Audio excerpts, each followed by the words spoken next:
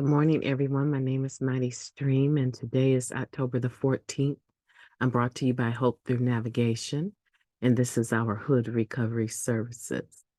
If you need to reach me, do so at recoveryofhope21@gmail.com.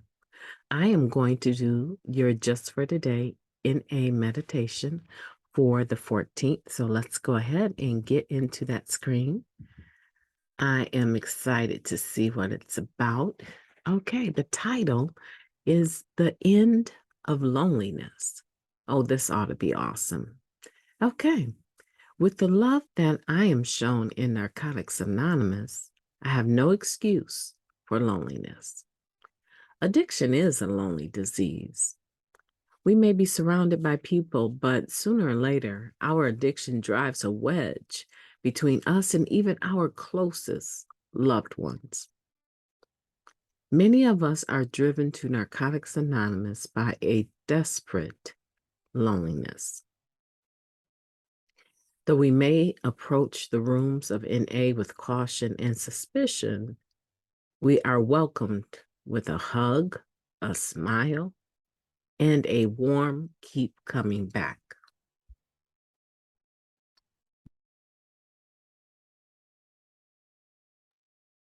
This may be the first place where we have felt welcome in a long, long while.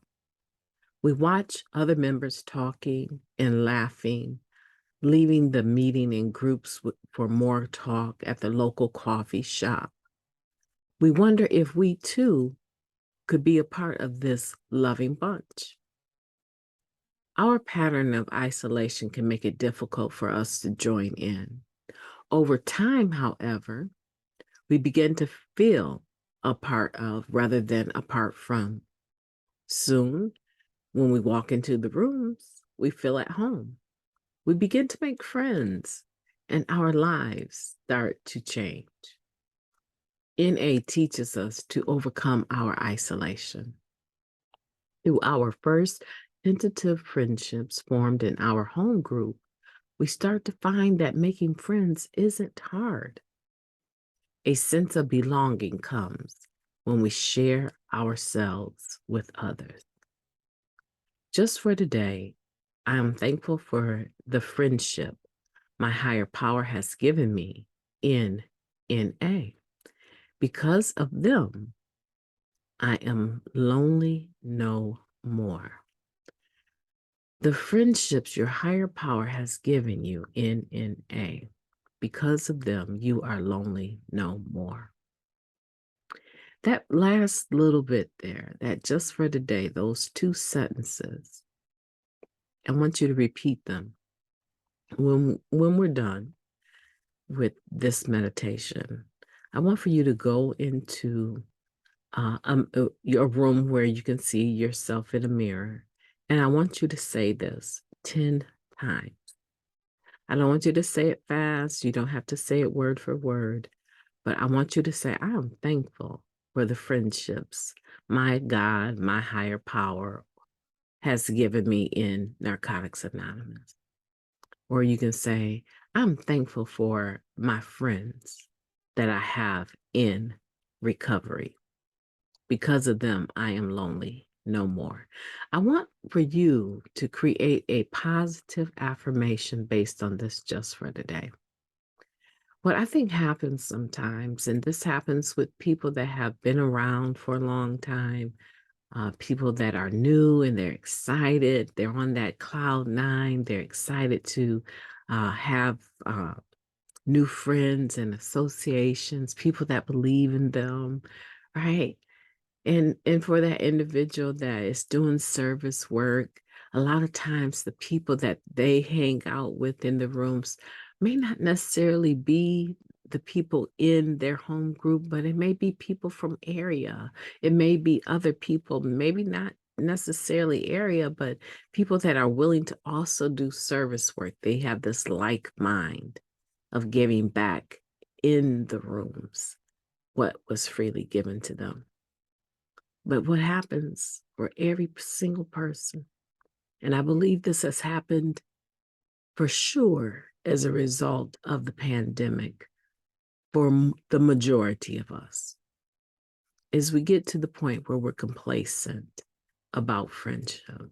We are complacent about doing things with other people. And we've been on lockdown. A lot of people are still on lockdown. A lot of people still are not interested in in-person meetings, and they should not be badgered over that at all, at all. However, friendships are still important.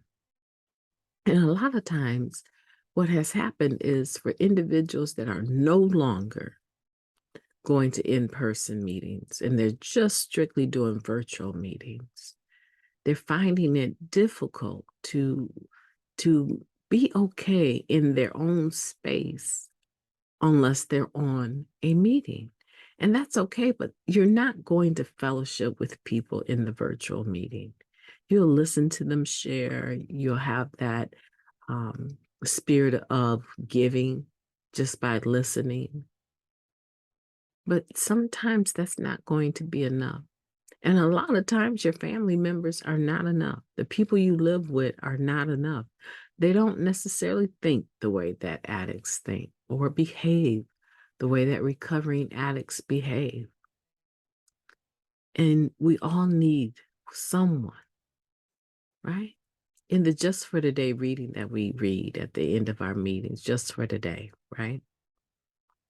It talks about allowing someone, just one person maybe, to be in connection with you, that has faith in you, and that in turn you can also have faith in them, right? That's the essence of that, is getting rid of that energy that says, I'm by myself. It only takes two people to have a meeting. You're not by yourself, but it can be difficult sometimes when you've been away for a while. I remember one time, I'm trying to think what year this would have been. I've been in the program for a while. I want to say maybe 2000 and I cannot remember. It wasn't even the 2000s. It was 1995. So I had been in the program. Oh man, I'm dating myself, but I had been in the program 2 years, 3 years. I got in the program in 1993.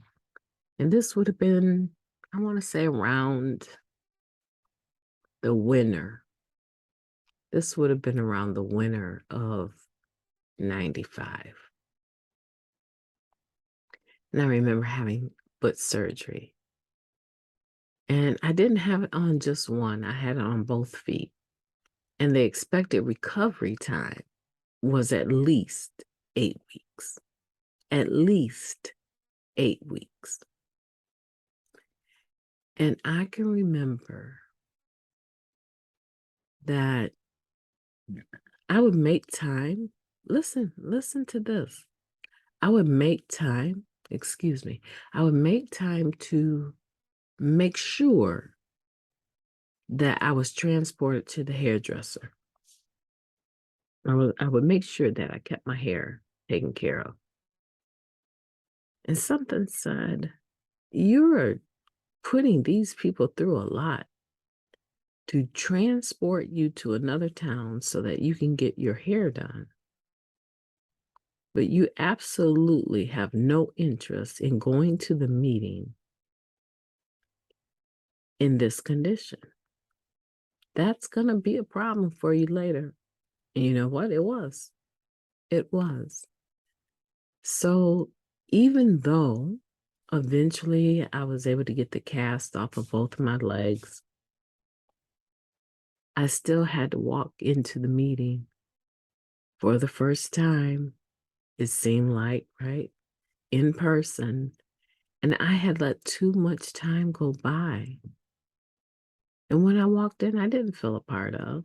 I was still clean, but I did not feel a part of.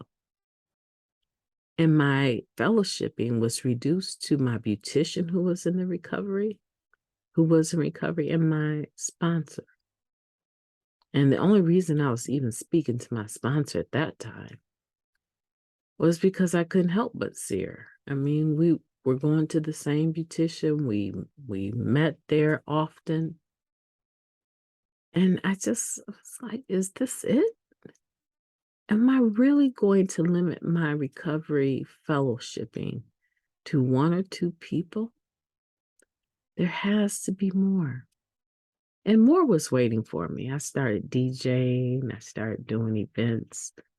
Um, I met people at world conventions and started making friends overseas.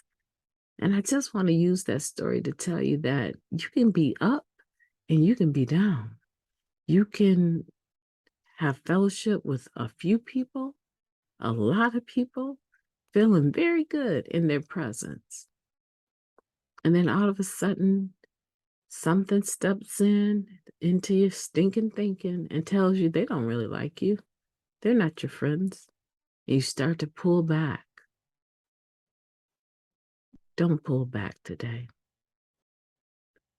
Everyone may not be your cup of tea in the fellowship. Everyone is not going to want to sit down and have coffee with you and chit chat. Everyone is not for everyone, but someone is for someone. And so I want to encourage you to get away from that energy of loneliness or that you're by yourself. No man is an island. And today I want to challenge you to say this just for today. I am thankful for my friendships my higher power has given me in recovery, right? Because of them, I am lonely no more. And then step out and do something that proves that you really believe that. Reach out to someone that you know isn't making in-person meetings anymore and start putting in your phone. Call MightyStream Tuesdays at 5 p.m. Put it in your phone as a reminder. You don't have to have long conversations with them. Just reach out to them. Say, I just wanted to check on you, see how you're doing, and let them talk for a few minutes. And then you talk for a couple minutes. Say, well, I got to get going, but I really want to double check on you and make sure you're okay. And then turn around and do that the next week. And then the next week and start building a rapport with other people that may not be fellowshipping the way that they used to. My name is MightyStream. I've enjoyed talking to you, and I will be talking to you tomorrow. In the meantime, have a beautiful day on purpose.